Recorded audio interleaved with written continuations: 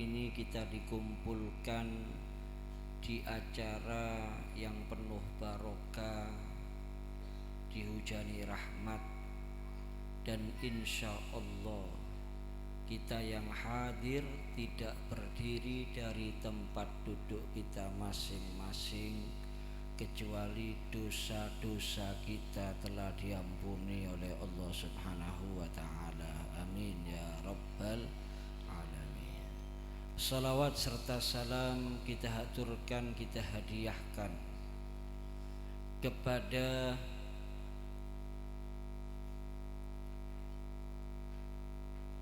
manusia yang paling mencintai kita, bahkan melebihi kedua orang tua kita, yang tidak pernah berhenti memikirkan keselamatan dan kebahagiaan kita umatnya dunia sampai akhirat. Junjungan kita, teladan kita, Nabi besar Muhammad sallallahu alaihi wa alihi wasallam. Hadirin dan hadirat yang saya hormati dan saya muliakan, insya Allah saya tidak akan berpanjang lebar karena masih ada satu acara lagi di Tambaan Kota Pasuruan. Dan mau'idhah hasanah itu memang tidak perlu panjang lebar para hadirin. Yang paling penting itu niat untuk kita amalkan dalam sisa hidup kita di atas dunia. Kita semua ini hadirin hadirat, kita semua ini hadirin hadirat adalah orang-orang yang sangat beruntung. Kenapa kok sangat beruntung? Nomor satu, kita diberikan nikmatul Islam, nikmatul iman. Dan ini tidak diberikan kepada semua orang para hadirin. Kadang-kadang kita lupa dengan ini, enggak diberikan kepada semua orang. Di luar sana banyak yang tidak mendapatkan nikmatul Islam, nikmatul iman. Yang jadi orang Kristen, orang Buddha, orang Hindu, dan agama-agama lain di luar Islam. Tapi kita alhamdulillah, summa alhamdulillah jadi orang Islam. Walaupun gak pernah ketemu Nabi Muhammad kita. Mungkin mimpi Nabi Muhammad satu kali saja belum pernah kita. Mimpi diuber macan balak-balik bisa. Tapi alhamdulillah kita Islam, kita iman para hadirin. Agama yang diakui di sisi Allah itu hanya agama Innad dina indallahil Islam. Wa may yabtaghi ghairal islami dinam falay yuqbala minhu wa huwa fil akhirati minal khasirin. Barang siapa yang menginginkan agama selain Islam, maka selamanya enggak akan diterima oleh Allah Subhanahu wa taala, ditolak oleh Allah Subhanahu wa taala, dan dia kelak di akhirat menjadi orang-orang yang merugi. Jadi tiyang niku lek mboten Islam, mboten iman para hadirin, masih apike kaya apa, saene kaya nopo, perilakunya baiknya seperti apapun, selama tidak Islam dan tidak iman maka menjadi orang yang rugi, tidak bisa menjadi orang yang beruntung. Kenapa? Karena enggak mungkin dia akan selamat dari neraka dan enggak mungkin dia akan masuk surganya Allah Subhanahu wa ta'ala. Oleh karena itu kita bersyukur kita diberikan nikmatul Islam, nikmatul iman. Bukan cuma itu hadirin hadirat, kita dijadikan oleh Allah umatnya Nabi Muhammad SAW. Lu mimpi nopo kula jenengan iki dadi umat Kanjeng Nabi para hadirin? Mimpi apa dadi umat Kanjeng Nabi nih? Nabi niku kathah. Nabi niku kathah, rasul niku kathah. Tapi kita semua alhamdulillah tidak dijadikan umatnya nabi-nabi yang lain, rasul-rasul yang lain, tapi kita dipilih oleh Allah jadi umatnya, nabi yang bukan cuma sekedar nabi yang paling mulia, bukan cuma sekedar rasul yang paling mulia, tapi beliau adalah makhluknya Allah yang paling mulia. Kapanpun dimanapun tidak akan kita temukan yang lebih mulia dari Nabi kita Muhammad SAW. Tiang-tiangnya arsy itu tertulisnya la ilaha illallah Muhammadur Rasulullah. Selalu disandingkan dengan namanya Allah. Pintu-pintunya surga tertulisnya la ilaha illallah Muhammadur. Tiap dikumandangkan azan asyhadu alla ilaha illallah, selanjutnya asyhadu anna Muhammadar, sehingga kita menjadi umat yang paling mulia, menjadi umat yang paling dicintai Allah, disayangi Allah, dirahmati Allah, dimanja oleh Allah, diberikan banyak keistimewaan, keringanan yang Allah tidak berikan kepada umat-umat yang lain. Semuanya itu bukan karena apa dan siapa, semuanya itu karena satu manusia yang kita peringati malam hari ini kelahirannya, yaitu Nabi kita Muhammad sallallahu alaihi wasallam. Kalau bukan karena Nabi Muhammad, nggak jadi umat yang paling mulia kita. Kalau bukan karena Nabi Muhammad, nggak jadi umat yang paling dicintai Allah, yang paling disayangi Allah. Semuanya itu kita dapatkan barokahnya Nabi Muhammad sallallahu alaihi wasallam. Dari sangat istimewanya umatnya Nabi Muhammad SAW sampai Nabi Musa alaihissalam. Nabi Musa itu sudah jadi nabi, rasul, ulul azmi kalimullah para hadirin. Sudah mulia Nabi Musa. Tapi begitu membaca dalam alwah fadhail hadhil ummah, membaca dalam alwah keutamaan umat ini, umatnya Nabi Muhammad, maka Nabi Musa masih doa, mohon kepada Allah, ya Rabba satta hadzal khaira li Ahmad wa ummati faj'alni min ummati. Ya Allah, Engkau berikan kebaikan-kebaikan ini, keutamaan-keutamaan ini kepada Muhammad dan umatnya ya Allah. Kalau begitu jadikan saya umatnya Muhammad ya Allah. Sampeyan tinggal ini hadirin hadirat, Nabi Musa masih daftar jadi umatnya Nabi Muhammad sallallahu alaihi wasallam. Kula jenengan kapan daftar kula jenengan? Kapan daftar jadi umat Kanjeng Nabi? Kapan kita ini berdoa untuk dijadikan umatnya Nabi Muhammad? Enggak pernah hadirin hadirat. Semuanya semata-mata hadiah dari Allah, anugerah dari Allah, karunia dari Allah, nikmat dari Allah. Allah pilih kita bukan jadi umatnya nabi-nabi yang lain, tapi Allah pilih kita jadi umatnya nabi, makhluk yang paling dicintai Allah.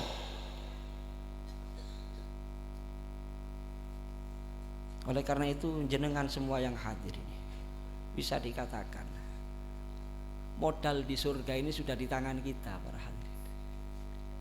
Modal ke surga sudah di tangan kita. Jenengan semua yang hadir ini bisa dikatakan surga sudah di depan mata.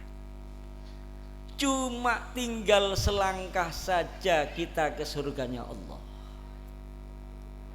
Kurang apa Islam iman jadi umatnya Nabi Muhammad para hadirin.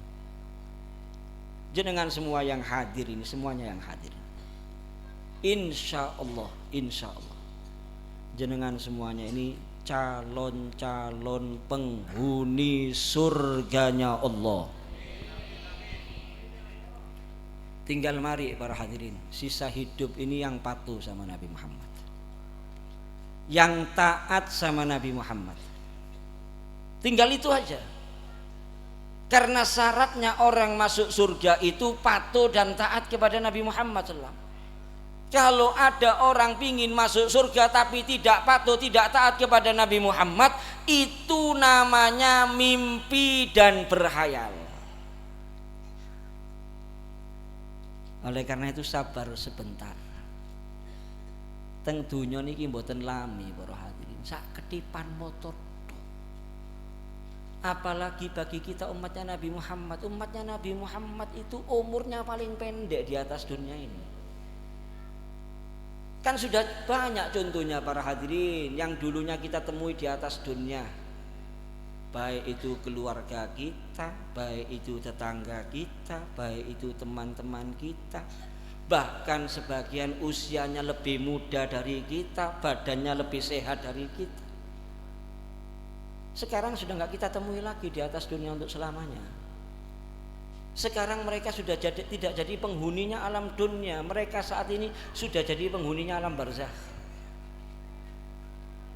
Kita yang hadir ini cuma tinggal tunggu waktu, cuma tinggal tunggu giliran. Mohon maaf kalau calon bupati belum tentu jadi para hadirin. Tapi kalau camat, calon mayit pasti jadi pun. Tidak perlu kampanye jenengan, tidak perlu. Tidak perlu tim sukses, tidak perlu naruh foto di jalan-jalan, nggak perlu. Jangan khawatir, pasti jadi calon mayit. Kapan jadinya? Ya sewaktu-waktu bisa tiba, sewaktu-waktu bisa jadi, nggak ada yang tahu kita. Kalau jenengan sekarang saya tanya, umurnya jenengan berapa? Bisa jawab? Bisa jawab 60, 50, 40. Coba kalau ada pertanyaan berikutnya, yang bisa jawab saya kasih 1 miliar. Yang bisa jawab saya kasih 1 miliar. Sisa umurnya jenengan berapa? Tidak ada yang bisa jawab para hadirin. Oleh karena itu mari, ini surga kita ini sudah di depan mata loh. Cuma tinggal selangkah. Jangan kita nuruti nafsu, tertipu dengan setan, terlena dengan dunia, akhirnya kita gagal masuk surganya Allah. Sudah, sisa hidup ini nggak usah macam-macam para hadirin hadirat. Tiap sholat 5 waktu apa yang kita minta dalam suratul Fatihah? Ihdinas siratal. Itu kan doa itu. Tunjukkan kepada kami jalan yang lurus ya Allah. Apa itu jalan yang lurus? Jalan yang lurus itu simpelnya patuh sama taat kepada Nabi Muhammad SAW. Itu jalan yang lurus. Kalau ada orang nggak patuh, nggak taat sama Nabi Muhammad, berarti dia tidak berjalan di jalan yang lurus dan tidak akan sampai ke surganya Allah. Kenapa? Karena jalannya nggak lurus. Yang mengantarkan ke surga itu jalan yang lurus. Pegang teguh ajaran Islam ini para hadirin. Termasuk yang paling banyak menjadikan orang itu tersungkur ke neraka, gagal masuk surga, nggak bisa jaga lisan ini. Nggak bisa jaga lisan. Dawuhni Kanjeng Nabi, wa hal yakubbun nasa finnar ala wujuhihim aw ala manakhirihim illa hasaidu alsinatihim. Bukankah banyak manusia tersungkur besok masuk ke nerakanya Allah? Tidak lain tidak bukan karena hasil panen lisannya waktu di dunia. Oleh karena itu mari teladani Nabi Muhammad SAW. Teladan terbaik bagi kita Nabi Muhammad. Nabi Muhammad itu manusia sempurna para hadirin hadirat. Sempurna perangainya, sempurna fisiknya, sempurna zahirnya, sempurna batinnya. Kalau kita mau cari kekurangannya Nabi Muhammad, gak akan kita temukan. Nabi Muhammad itu disebut al-insanul kamil, manusia sempurna. Tapi gimana? Gak pernah keluar dari mulutnya Nabi Muhammad kata-kata tidak baik para hadirin. Nyinggung perasaannya orang, nyakiti hatinya orang, menghina orang, meremehkan orang, menyepelekan orang, menggunjing orang. Gak pernah. Dalam Maulid Simtudur, barrar ra'ufa la yaqulu wa la yaf'alu illa ma'rufa. Gak pernah berkata, gak pernah berbuat kecuali semuanya kebaikan. Oleh karena itu kalau ada orang mengotori lisannya dengan caci maki, dengan hinaan, cemoohan, fitnahan, siapapun dia, ilmunya sehebat apapun, dipastikan nyeleweng dari Nabi Muhammad. dipastikan tidak meneladani Nabi Muhammad sallallahu alaihi wasallam. Oleh karena itu hadirin hadirat, mari jaga mulut kita. Basahi dengan zikrullah. Basahi dengan salawat dan salam kepada Nabi Muhammad. Basahi dengan bacaan Al-Quran. Basahi dengan tutur kata yang diridhoi Allah. Tutur kata yang baik, agar jangan sampai ya gara-gara lisan surga yang di depan mata gagal kita masuki, para hadirin yang dirahmati Allah. Yang kedua yang banyak menyebabkan orang tersungkur masuk neraka atau meninggalnya su'il khatimah, yaitu orang yang menyepelekan sholat 5 waktu. Oleh karena itu mari jaga sholat 5 waktu dengan baik. Intinya Islam itu jangan cuma identitasnya yang Islam, perhatian. Jangan cuma KTP-nya yang Islam, tapi benar-benar kita komitmen dengan Islam kita. Laksanakan ajaran Islam. Perilaku kita harus Islam, akhlak kita Islam, gaya hidup kita Islam, pakaian kita Islam. Termasuk mohon maaf ibu-ibu, di antara yang bisa menyebabkan perempuan itu menempati neraka, teng kitab Ajalatus Sibak ila Makarimil Akhlak ada satu riwayat dawuhne Kanjeng Nabi Muhammad SAW, arbaun minan nisa'i finnar. Kula nyampiaken iki duduk krana benci, karena cinta, karena sayang ibu-ibu. Karena orang itu kadang-kadang melakukan yang tidak baik itu karena nggak ngerti kalau itu tidak baik. Begitu dia ngerti kalau itu salah, maka dia akan berubah, dia akan bertobat kepada Allah Subhanahu wa taala. Ada yang seperti itu, para hadirin. Ada 4 macam perempuan itu yang tempatnya di neraka. Siapa yang mengatakan ini? Bukan saya, sekali lagi. Niki saking Kanjeng Nabi Muhammad sallallahu alaihi wasallam. Saya menyebutkan satu aja karena ini yang banyak ini. Salah satu 4 tersebut di situ keterangannya, sabdanya Rasulullah, imra'atun la tasturu nafsaha minar rijal kharajat min baitiha mutabarrijatan. Perempuan yang tidak menutup dirinya dari laki-laki yang bukan mahram, keluar dari rumahnya dalam keadaan auratnya terbuka. Oleh karena itu mohon maaf kepada ibu-ibu, jilbabnya itu jangan dipakai kalau hanya pengajian, kalau hanya majelis. Tapi kapan keluar rumah, di situ ada laki-laki yang bukan mahram, hendaknya jilbabnya dipakai. Karena begitulah tuntunan dan ajaran Nabi Muhammad sallallahu alaihi wasallam. Kemudian yang keempat, yang paling banyak menjadi sebab orang itu meninggalnya su'il khatimah, yaitu durhaka kepada orang tua. Durhaka kepada orang tua. Oleh karena itu yang masih punya orang tua, sikapnya yang baik, tutur katanya yang baik kepada orang tua. Baik dua-duanya masih komplit atau sudah tinggal satu.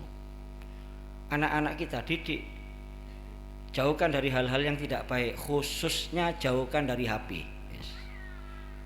Itu paling berbahaya.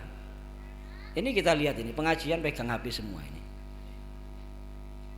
Ini mereka bukan waktunya main HP ini. Waktunya ngaji, waktunya menimba ilmu, mencari kemuliaan. Ojo dituruti. Memang gak gampang. Lek biyen niku arek cilik nangis dikai permen meneng. Sakniki kayak permen 10 ndak meneng, kayak HP meneng. Tapi sekali lagi jangan dibiarkan. Lebih berbahaya dari televisi nih. Kalau televisi itu lihatnya berjamaah, bisa kita awasi apa yang dilihat. Kalau HP di jero kamar, dikunci kamare, ndelok apa sampai subuh gak turu kuat dolanan HP. Engko lek wis bejat, rusak, kurang ajar teng jenengan tiyang sepune kari getune tok wong tuane. Oleh karena itu adik-adikku yang saya cintai, sudah tinggalkan HP, bukan waktunya main HP. HP itu untuk orang dewasa, untuk keperluan seperlunya, urusan dunia atau urusan akhirat. Selebihnya pun kita tinggalkan HP, bapak-bapak, ibu-ibu. Jangan kita juga jadi kurbannya HP.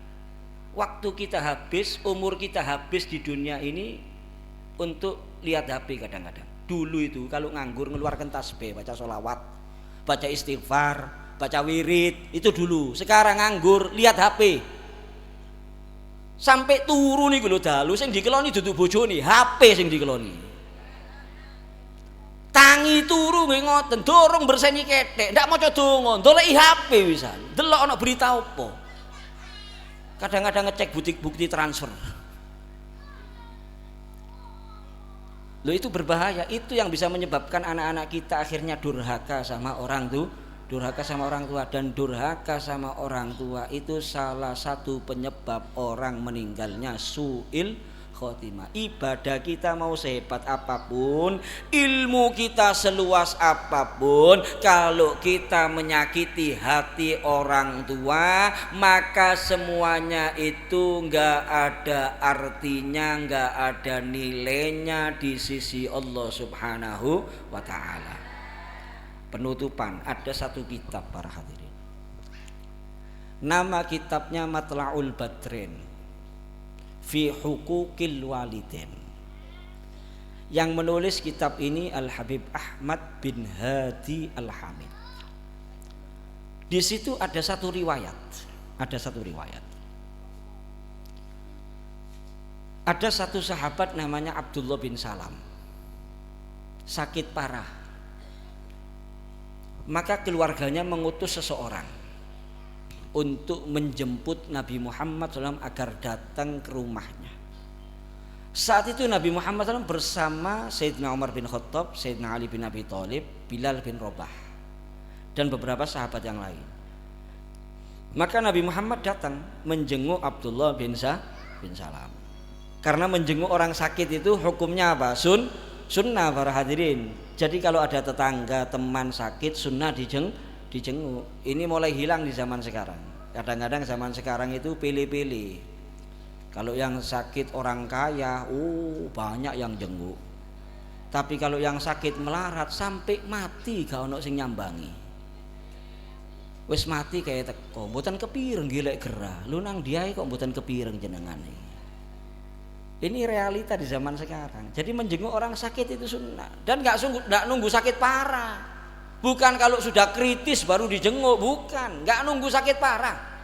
Teng kitab niku man asobahur romat yusannu ayyuat. Orang sakit mata saja sunnah dijenguk. Sakit mata sunnah dijenguk. Cuma saran saya kalau sakit gigi jangan.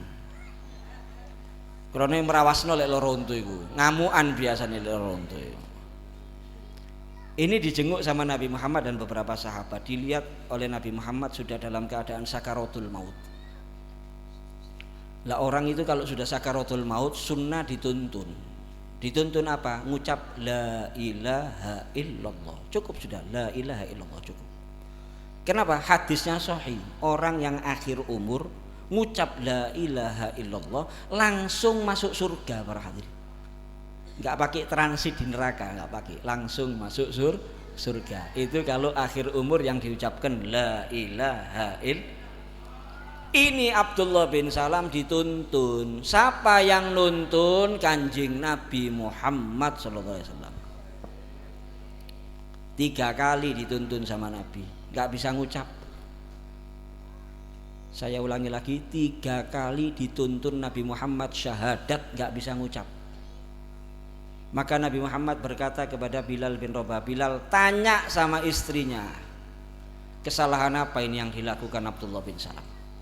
Ditanya si istri, jawaban si istri, demi Allah semenjak menikah denganku istiqomah sholat jamaah di belakangnya Nabi Muhammad SAW. Tiap hari nggak pernah terlambat sodako. Hanya saja dia ada permasalahan dengan ibunya. Maka Nabi Muhammad berkata kepada sahabat Bilal, Bilal jemput ibunya, suruh datang kemari. Dijemput sahabat Bilal, nggak mau datang ibunya. Akhirnya Nabi Muhammad menyuruh 2 pembesar sahabat, Sayyidina Umar bin Khattab, Sayyidina Ali bin Abi Thalib untuk menjemput. Ketika 2 pembesar sahabat ini yang menjemput, barulah si ibu mau datang. Ketika si ibu datang, Nabi berkata kepada ibunya tadi, maafkan putramu. Apa jawaban si ibu? Kaifa aj'aluhu fi hilya Rasulullah. wa huwa darabani wa taradani min baitihi li ajli imraatihi fa huwa asani wa adani. Jawaban si ibu, bagaimana saya bisa memaafkan dia ya Rasulullah, putraku ini, bagaimana saya bisa memaafkan dia sedangkan dia telah memukul aku, mengusir aku dari rumahnya demi istrinya, dia telah mendurhakai aku dan menyakiti aku ya Rasulullah. Oleh karena itu mohon maaf, kita punya istri secantik apapun, sesolihah apapun, silakan laksanakan tugas suami dengan sebaik-baiknya, penuhi haknya istri, tapi tetap ibu harus nomor satu. Ibu harus lebih diperhatikan, ibu harus lebih didahulukan, ibu harus lebih diutamakan, dan istri solihah harusnya memahami itu, karena Anda juga nantinya akan jadi ibu. Jangan jengkel dan marah kalau suaminya lebih perhatian kepada ibunya. Malah kalau perhatiannya kepada istri yang lebih, susah dan sedih istri itu, bukan bangga dan bahagia. Diingatkan suaminya, wahai suamiku, jangan aku yang lebih engkau perhatikan, jangan aku yang lebih engkau utamakan, jangan aku yang lebih engkau dahulukan, tapi ibumu. Maka barokah, harmonis rumah tangga kalau seperti itu para hadirin. Ini 3 kali dituntun, tak bisa ngucap ini. Namanya orang tua, apalagi ibu, walaupun anak itu salah seperti apapun tetap ada rahmat dalam hatinya. Dimaafkan akhirnya, karena dirayu oleh Nabi Muhammad dimaafkan. Setelah dimaafkan baru bisa mengucap kalimat syahadat. Setelah pemakaman, diantara isi khutbahnya Rasulullah SAW, ya ma'syarul muslimin, ala man kanat lahu walidalam yabirroha kharaja minad dunya ala ghairi syahadah. Wahai kaum muslimin, ingatlah, barang siapa punya ibu tapi dia tidak birrul walidain, tidak berbakti kepadanya, maka dia akan meninggalkan alam dunia dalam keadaan tidak bisa mengucapkan kalimat syahadat.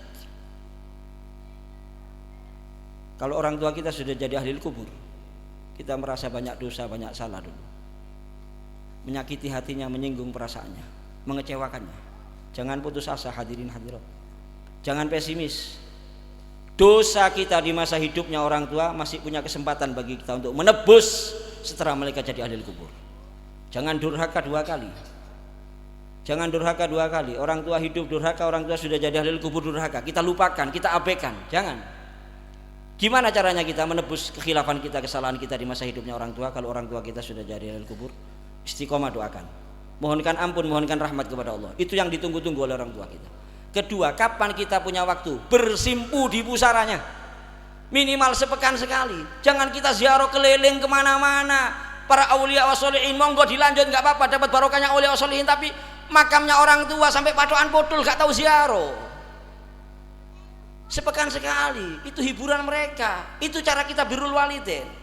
Yang ketiga, perilaku kita yang baik, karena orang tua beriman itu tahu dengan apa yang diperbuat anaknya dan cucunya, walaupun mereka sudah jadi ahli kubur. Dan paling menyusahkan orang tua di masa hidupnya ketika kita maksiat kepada Allah, itu yang paling menyusahkan orang tua kita. Oleh karena itu mari, setelah orang tua jadi ahli kubur, jangan dilanjut maksiatnya, jangan dilanjut perbuatan dosanya, jangan dilanjut akhlak tercelanya. Berarti kita meresahkan orang tua 2 kali di masa hidupnya. Kita resahkan, kita susahkan, kita coreng nama baik orang tua kita dengan dosa dan maksiat. Mereka jadi ahli kubur masih kita resahkan, kita susahkan dengan dosa dan maksiat. Ya ini saja mungkin, mugi-mugi manfaat. Kita mohon kepada Allah, sebagaimana malam hari ini kita berkumpul karena cinta kepada Nabi Muhammad. Mudah-mudahan kelak di akhirat kita semua tidak dipisahkan dengan Nabi Muhammad. Kita semua bersama-sama berada di barisannya Nabi Muhammad, di safnya Nabi Muhammad, bawa benderanya Nabi Muhammad, berjumpa Nabi Muhammad, memandang wajahnya Nabi Muhammad, mendengar suaranya Nabi Muhammad, mencium harumnya Nabi Muhammad, minum dari telaganya Nabi Muhammad, melewati sirat di belakangnya Nabi Muhammad, masuk surga bersama Nabi Muhammad, selamat dari api neraka Allah bi syafaatin Nabi Muhammad sallallahu alaihi wasallam. Amin ya rabbal alamin, amin ya rabbal alamin. Rabbi faj'al mujtama'na ghayatu husnul khitami wa'tina ma qad sa'alna min atayakal jisami wakrimil arwaha minna bilika khairil anami wablighil mukhtaru anna min salatin wa salami. Jika ada kata-kata yang kurang berkenan mohon maaf yang sebesar-besarnya. Assalamualaikum warahmatullahi wabarakatuh. Antum aja anak susu boleh. Okay. Bismillahirrahmanirrahim. Alhamdulillahirabbil alamin. Walamma nadhamal fikra min dararil awsafil muhammadiyati uquda tawajjahtu ila Allah mutawassilan bi sayyidi wa habibi Muhammadin sallallahu alaihi wasallam ayya ja'ala sa'i fi maskura fi ali fi mahmuda wa yaktuba mali fil a'malil maqbula wa tawajjuh fi tawajjuhatil khalisati wassilatil mawsula. Allahumma ya man ilai tawajjahu la ma lutfa ta'udu dhafira wa ala babi izzati tuhattu rihal wa saminhul fuyudatul wamira tanatawajjah ilaik bi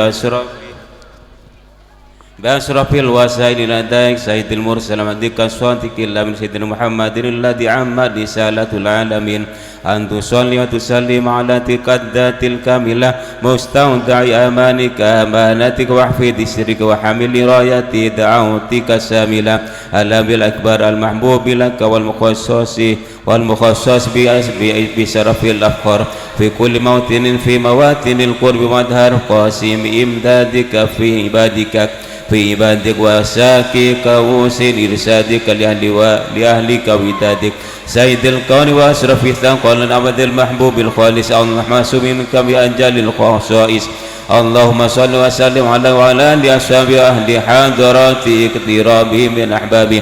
اللهم إنا نقدم لك جهنم الكريم ونتوجه ونتواصل لك بأشرف المقام العظيم أن تلاحظنا في حركاتنا سكاتنا بعين عنايتك وأن تحفظنا في جميع أطوارنا وتقلباتنا بجميل رعايتك وحسن وقايتك وأن تبلغنا من شرف القرب لك وإلى هذا الحبيب ويتأملنا وتتقبل منا ما تحركنا في من نيات وأعمالنا وتجعلنا في حضرة هذا الحبيب نحن الحاضر وفي طرائق اتباعه من السالكين ولحقك وحق من المعدين وليهديك من الافدين.